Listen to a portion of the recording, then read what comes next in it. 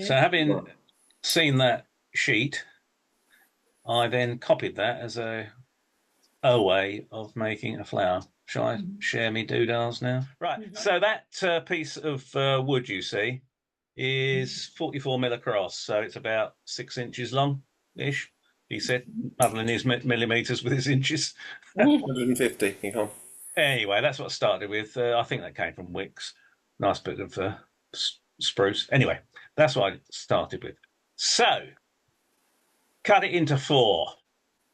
I would say get those as equal as possible, because when you put them back together again, it all gets a bit tricky. I'd certainly recommend numbering each piece before you cut it up, or the sides, so you know which bit belongs to which. Because I didn't, and then the grains this way and that way and whatever. What's that thing in the background? Oh, I'm glad you asked that. I was going to say they're my plastic fingers. That is a sort of cam-shaped thing that sits on the slide here. I had to make a slide for it, and you set it so it puts gentle pressure against the side of the wood as you push it through the bandsaw. Good idea. And it works very well. It's not a complex device. Where did you get it from, Paul? I got it from the very in vogue company, Temu, China. Oh, all right, and that lot, right? Well, that lot have supplied me with a number of very good things, very quickly. Yeah. And you've used them, haven't you, Malcolm? But we'll come to that later. So that's them cut up, and then I stuck them together. That's double-sided tape, and I thought I'd put a bit round either end as well in preparation. That'll be good enough, I thought. So on dial lathe, ready to go. That's a nice lathe, that. It is. Isn't that a lovely lathe? For those that don't know, I bought this lathe from Malcolm. He gets very tearful every time he sees it. You will notice here, wood, black tape. Next shot, wood part turned, masking tape. Why would that be? Because it fell apart. No, whoops. I did another one today, which I didn't finish because I made a mistake in other ways. I think that the better way to do it is to use double-sided tape to connect it all together. But at the two ends, which are going to turn to waste anyway, I think I would super glue to hold it together properly, because unless you've got a very good tape, and it might have been the type of wood that I was using, the grip of the tape obviously wasn't sufficient. Otherwise it would. So that's what I'm going to do in the future. Barbara Dale uses sort of spot welding with hot glue. Yeah. I did once upon a time. Well, I was going to provide the picture. I did once upon a time stick two pieces together with PVA and the sheet of paper between, so you could prise it apart. Yeah. Only trouble that is, if you do that and the paper's very absorbent, it just becomes absorbed with glue, and the paper becomes part of the wood, and it just ends up with one large block that you can't possibly prise apart. What sort of paper did you use? Not very good paper, Barry. Probably baking parchment's probably the best thing. Yeah, but then that sticks. Everybody find their way. All I'm saying is, the next one I do, I shall tape it, double-sided tape, just to hold the thing together generally. But I shall super glue the inside, the ends as well. Yeah, because that'll hold. Well, Sue Harker uses whatever her local rag is. Okay. Where I don't know where she comes from, Yorkshire somewhere, the Yorkshire Post or something. But she just uses PVA and it's a Yorkshire a newspaper, which I've done very successfully. And the only thing you've got to be careful of course, is if you're doing something quite thin, you might break it when you're knocking them apart. Yeah. I've done it like Paul, like you said. I've done it with computer paper, printing paper, and that produces a very strong bond. But if you do use newspaper, and you also have an old fashioned kitchen butter knife that you join, then the newspaper fibres are sufficiently weak that they part eventually. But I also think when I probably used a bit too much glue, so I sort of saturated the paper with glue. But anyway, if she comes from Yorkshire, it'll either be on slate or something like that, won't it? You know. Yeah. Or Ian, were you trying to say something? Yeah, I was going to say newsprint is very porous because they use more of a liquid. Anyway, look, everybody will have their way of doing it, and you'll find a way that works for you. Maybe I just used too much glue. I don't know. Anyway, but the way Paul, I did it. Question for learning point. Go back if you don't mind. Sorry. Now you gripped the square piece across the round parts of those jaws, not the square, not the gaps. So why? Because that's the way I did it. On reflection, I thought probably would have been better if I'd done it so there would have been 8 points of contact. Well, if you put it into the square, into the gaps, like you would do normally with a non-glued block, Gary tells me that it can shear it even worse because you're pushing away diagonally, so that bond isn't strong. So I thought you'd actually done that deliberately because it's not. You normally put it in the gaps in the jaws, don't you? You get a better grip. Yeah, you would do. Yeah. And also, you probably wouldn't. I think a degree of doing it that way was actually sort of prizing the 4 pieces apart. Yeah, that's what I was. But this was the whole point of me doing it, wasn't it? To make some mistakes and learn from it. So there you go. There's it sort of on its way to being done.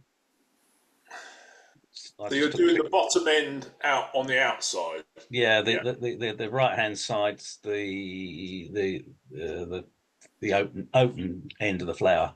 Oh right, okay. I'd have thought it'd been the other way up, but still. Right. So I ended up with it like that. Yeah. Right, it's very important because this is what I didn't do this afternoon with the second one. When you're doing it, you've got to have this square bit here because this is the gluing point when you put it back together. And I didn't leave sufficient square bit at these ends to be able to glue it back together properly. I did for this one, but the one I did this afternoon I didn't. So remember that. Don't try and get clever like I.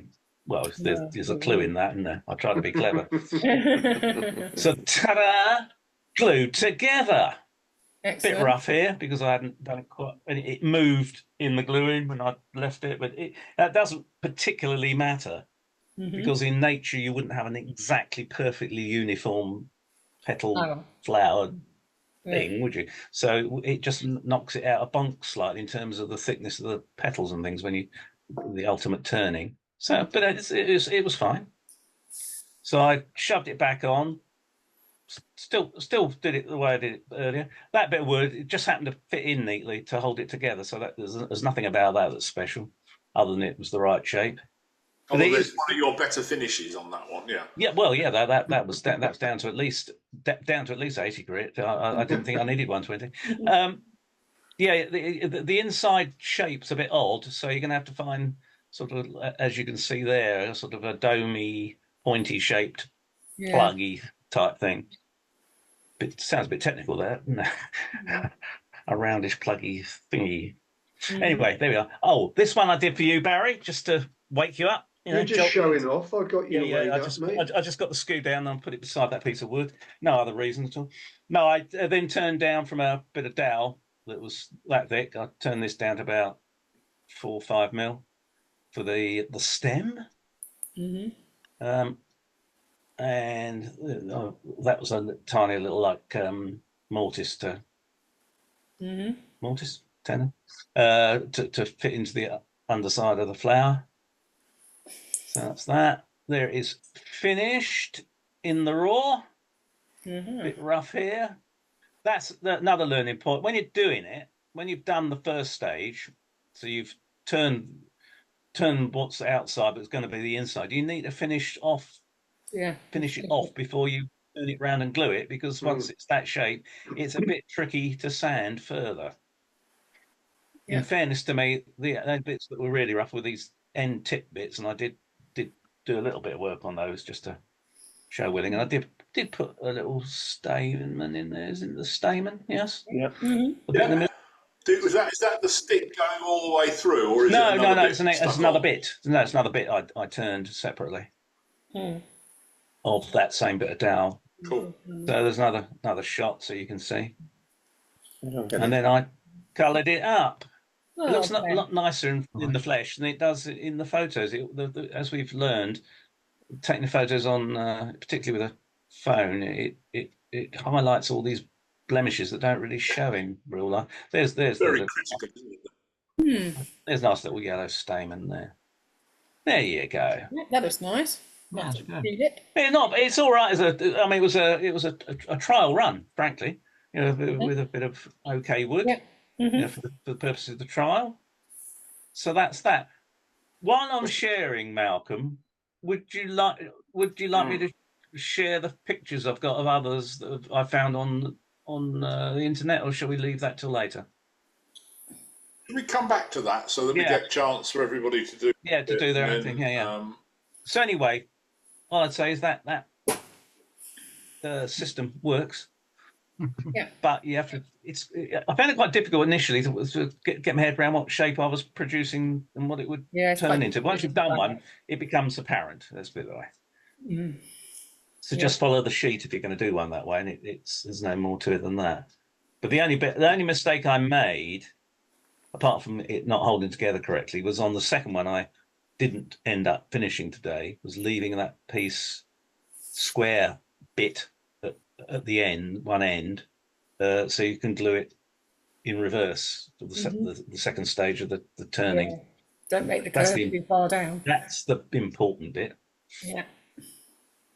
Cool. I'm done. Okay. Shall I I'll quickly go through my alternative method. Sounds grand, doesn't it? Having done quite a few to sell at the National Trust, probably before COVID, it was 2019, I think we worked out, didn't we, Paul? That I decided fanning around with gluing it was too much like hard work if they were being sold for £3 or £4 each. So I wanted to find a rather brutal and simple way of doing stuff. So this is one that I did today. So I'll just go through a few pictures. But basically, I've just got a block of wood, about 50mm square, about 75mm long, because it was about making the most of all the wood that we had. And cutting this on a bandsaw.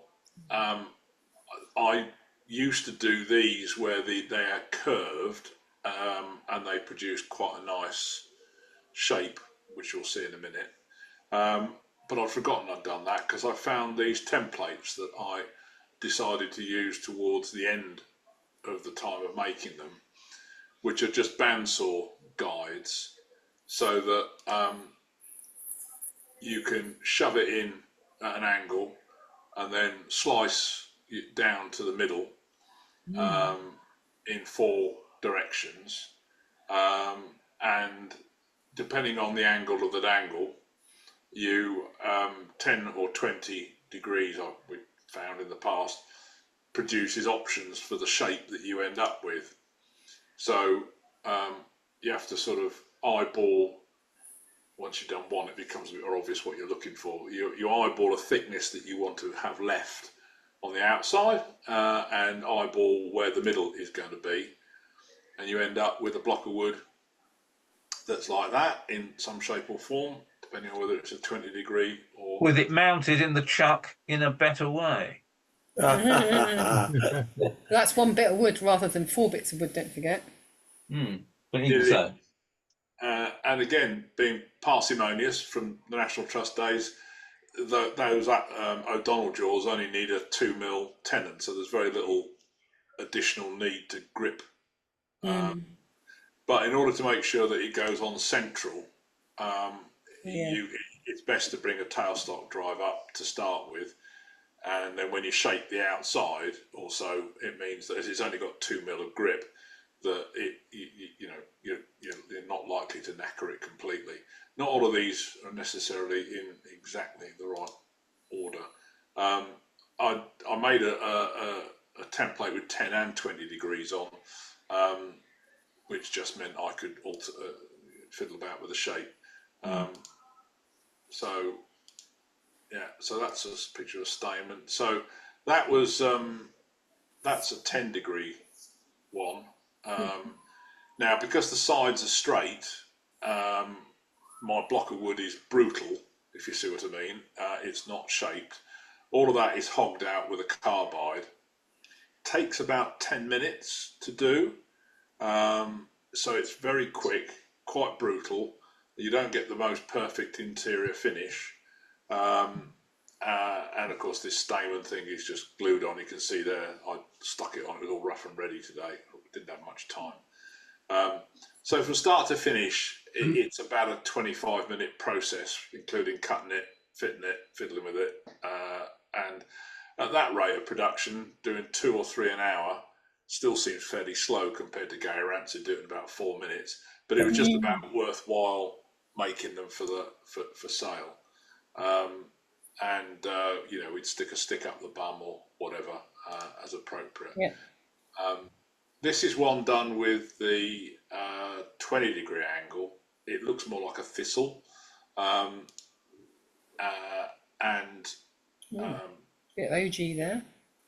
Yeah, I think if I'd finessed the interior more, because I literally did this at 6 o'clock, it would look better.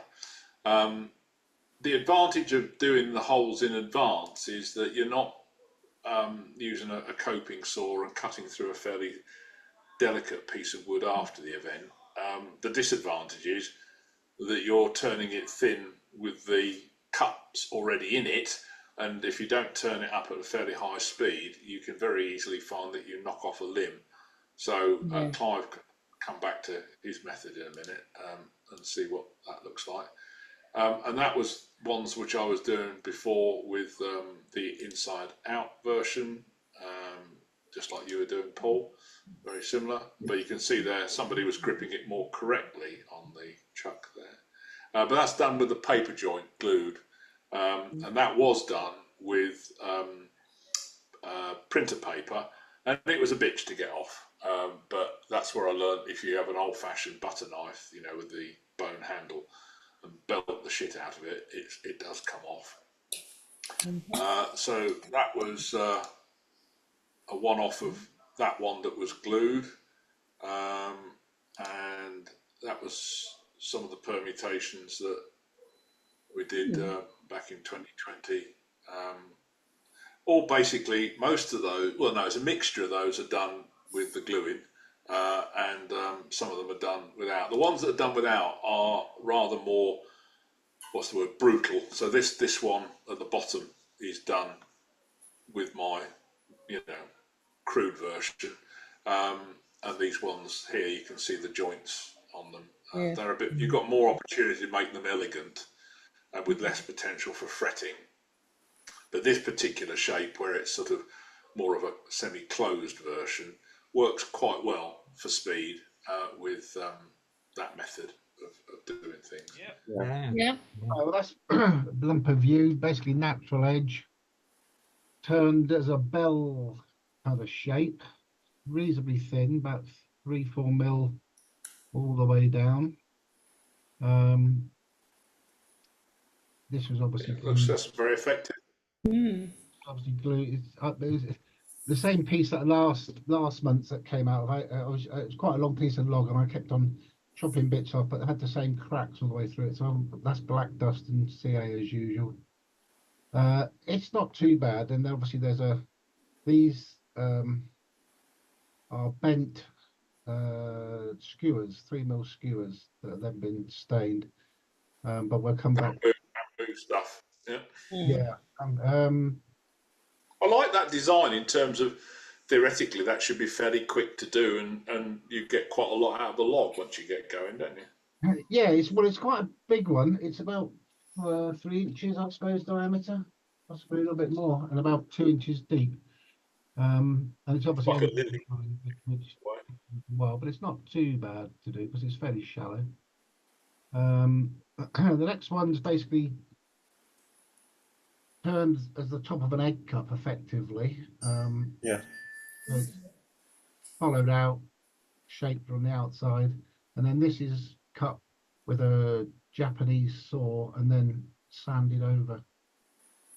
Because these were sort of straight cuts, and I always cut from the outside towards the inside, if that makes any sense. In other words, you puts less stress on it if you're pulling the teeth towards the centre rather than outside. It tends not to rip apart. But you get a bit flexy, don't they? If Yeah. you've got soft wood. So then again, that was We'll get that thing out of the workshops. All right, okay.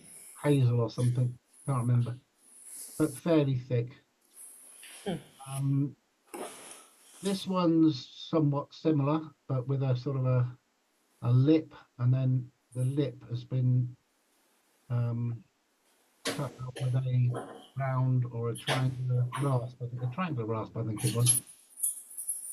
So that was a bit more experimental. I did another one. You can probably just see it in the background. This one might be the round one, and that one might be the triangular one. I can't remember now, but whichever. And then most of these in my bunch are skew flowers, which are basically made with the short point of the skew, using it to rip up. And I did a little video yesterday. I made these ages ago, but I did a little video of a bit of, these are yew again, most of these are yew, but I did one with a bit of old manky apple, and as you'll see, it didn't work particularly well, but anyway, hopefully only 5 minutes. So if you can you see that? Is that working? Yeah. Yeah. Well done. So this is a bit of, it's got to be green wood, and this was a bit of an offcut of some apple logs that I picked up recently, and a lot of the logs were quite rotten, which of course comes back to bite me in this particular piece, but never mind. So here I'm just so I think this is about, what's this, about 45mm diameter and about 3 inches long, square, just held in the chuck on a, I don't know, 8mm across the jaws. Here I'm just making it cylindrical. Cuts quite nicely. You can see some long streamers coming off there. That's good. Then we're facing off. First one's a bit hard, which is why you get the bit of a wobble there on the camera, even though it was on a mount. Second one's a bit neater.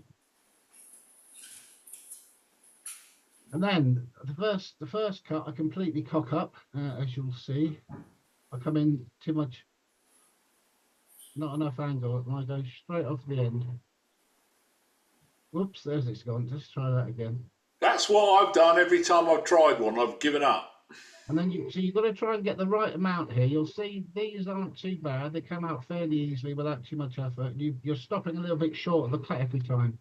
I think it's about the fourth one I do. I try and take too much. No, not the fourth one, the fifth one then. This one. Yeah, see, it's a bit of a jerk there as it actually finally bit. You're doing it with the pointy bit of the skew, not the heel. Yeah, the short point, right on the point. And you have to keep it on the point, and then you get that feathered edge. And you've just got to go a little bit in, about half a mil each time, but then stop short of the previous cuts. Otherwise, it would just roll into it and take the whole lot off. Sorry, short point to me is the heel. Do you mean the heel or the toe? Yeah, the heel, yes. Oh, right. Okay, the short. Right. Okay. I'm surprised. What wood did you say it was, Clive? This is an apple log that some bloke was giving away on Facebook Marketplace. I went and picked up 3 logs, but they've been left in his garden for a long time. So even though they were quite green, they were actually rotten through the middle. And as you can see, this heartwood here, this brown heartwood, Different heights as well. left because it's all rotten and pumpkin is just sort of ripped straight off.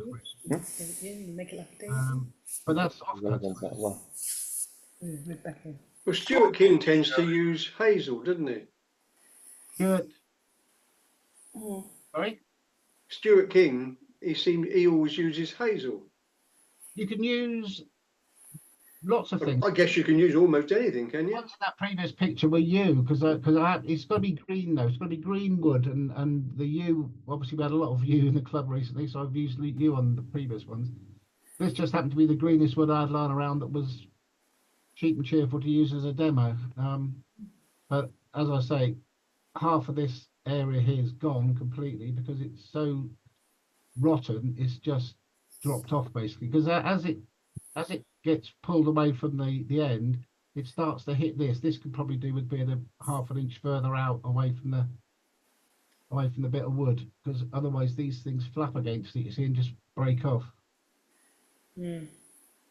But anyway, So tell us And again didn't about the, stabilise that wood. I'm sorry, I missed sorry, Paul. Malcolm. sorry, I started. Do you stabilise that because it's like Stabilise it? How do you mean? I think you're breaking up, Paul. I think he's frozen. well, you've effectively got like wood shavings tenuously held together, right? You don't stabilise. Am I okay now? Yeah. You don't stabilise in that sense. If you're lucky, the wood stays on. In most of the case, this has stayed on. It's just that brown side, the heartwood, is nearer the pith, and the pith was rotten on this particular bit of wood. If on the U I've got fairly good, and they stabilise by just letting them dry, because they then go quite hard and non-breakable, if you see what I mean. But they're quite thick. Obviously, it's a bit of a balance between getting them where they'll just break and fall off, and too thick where they won't look particularly brilliant. Sorry, Malcolm, you said something.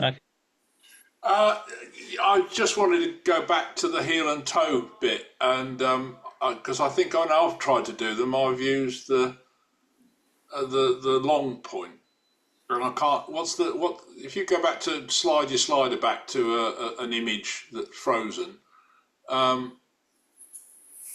Right. So yeah. Okay. I suppose it doesn't actually matter. It's all how you present the skew to it. That's right. It doesn't actually matter. In some cases, you'll find that the long point's better because you'll be. I mean, me trying to show you on because you can't see me, but the angle of the skew to get the long point in there at that angle will be back here. The handle will be this sort of direction. And that blade will then be further away from the bits that are flying around. But it's going to be possibly harder to get that first cut going because you're coming in. You're end grain a bit too sharpish. So I've never done it with a long point. It might be worth a try just for laughs to see what it would be like. Yeah, I'm not sure why. My memories now. All I know is that I just kept turning it off. Well, there you've got. Yeah, there you've got a sort of. If you don't go in slightly to do a sort of slight taper in towards the headstock, then that's the safest way because you'll get a deeper shaving as you go, which will likely to stay on. But if you go too far, close to where the previous cut finished, of course, it'll just take all that shaving off because there'll be nothing to support it at the other end. So you've got to remember where you left off, which is why I do it quick because I don't forget then by the time I get to the next one. And you just leave it a couple of mils shy each time. But obviously, as you're getting closer to the centre, they tend to become smaller and smaller and quicker, simply because you're running out of space more than anything else. And it gets to a point where you can't really go any further because you've got no room left. Here somewhere, I'm now just cleaning up and basically putting a kind of a dome on the end, using it as a scraper this time. But again with the short point to the left, so that you can then use the angle of the short point to make a kind of a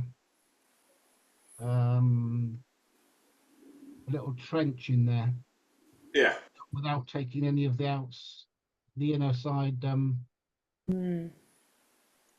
petals off, if you want of a better word. You can call them petals.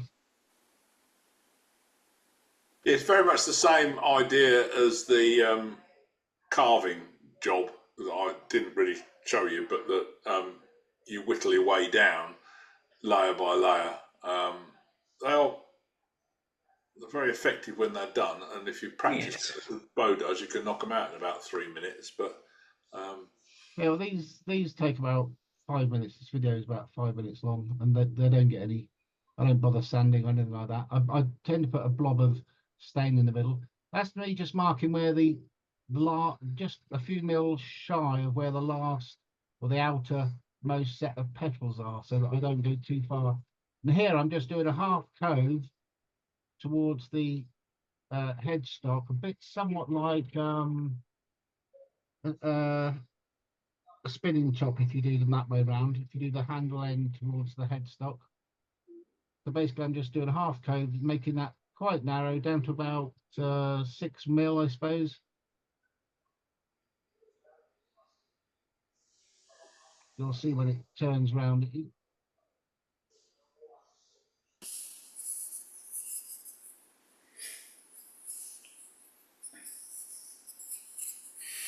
Then I'm just parting off, and if you can, you part off either straight or with a slight dent in it. In other words, because you've got to drill this eventually, so it's easier if you can get it flat to get a drill in there without it skidding too much on the end there. Oh, yeah. Hang on. Hang on. Oh, man. Let me just stop it there. So that, well, there, you see that first cut with a spindle gouge was there to mark out where I don't want to go any further than that. Otherwise, I start cutting away these outer layers here. You end up with a somewhat weird finish, but I've never worked out a better way of doing it because you can't really get an angle on it. Because if you get an angle on it, you just lose these outer layers. That's it. That's it done. Rinse and repeat. Quite effective though. Yeah, you then drill a 3 mil hole, and I've got a jig that I made up that I basically put these skewers in boiling water for 10 minutes to soak them up, and then put them in there and wrap them around either the tight one, not quite so tight one, which this one is, or the one to get bends, so that when you put them in a vase, then you get different angles, bend, if you like. And probably not very effectively, but going back to your open sort of solid rimmed flower, I did a thing. I copied Colwyn Way with his hummingbird. Oh yes. And I don't know whether you can see on the inside of the flower where the beak is. It's got like a stamen or whatever you call it coming out of the flower, and then the beak is drilled into that. Right. So that and I've cheated. Well, I've done what Colwyn did and used copper wire. Old Jerry Pascal, being a Sparks, he got loads of it. So he twisted me some up, and bingo. I don't know what the wood is. I think that the flower is. I think it's yew, but I wouldn't. If somebody told me it wasn't, I wouldn't argue. And then the bird itself, I don't know what it is. It was just a couple of bits I had kicking about. This was just a prototype, and even the base, I didn't even bother to sand the bottom of the base. Will I do another one? Possibly. I think it might be effective if it was a natural edge one, personally. A what? I think it might be more effective if it was natural edge. Possibly, but edge of the. I thought our flowers normally natural edged. I don't know. Really, slightly. Yeah. Really nice though, Barry. I thought you brought it in the other day, didn't you? Yeah. Yeah. Yeah, I remember seeing it. Well, Paul's done. He's partly done one. I was playing around this afternoon. So it's not finished yet. Right. So what I've done first of all, just turn the pot. It's just a little vase to put it into, if you like. That's all. Just had a quick go, and then I started to put to make up the flower head, which I'm going to then electronically carve. Electronically carve. Well, yeah, I got my new tool that I bought, the 50,000 thing I was talking about. They fit fine, thanks, Malcolm. By the way. Oh, they do. Oh, good. So I'm going to cut these out into like a daisy, a little bit of a daisy, and then fit it to a little shaft and make a bunch of these. See how that comes out, and they'll sit then in the pot, different lengths of strings. I'll have to think about your jig for bending them in steam or hot water. Yeah, steaming them's a good idea, isn't it? Yeah. Yes. Got a mechanism for holding them in the steam. I haven't, but I suppose you can put them inside a flask. A kettle system, yeah. It doesn't stop boiling if you like. Well, it's a drain pipe with a bung on each end is what I've seen used, but it's still fit, and a wallpaper stripper. Yeah. So that was just a little thing this afternoon. So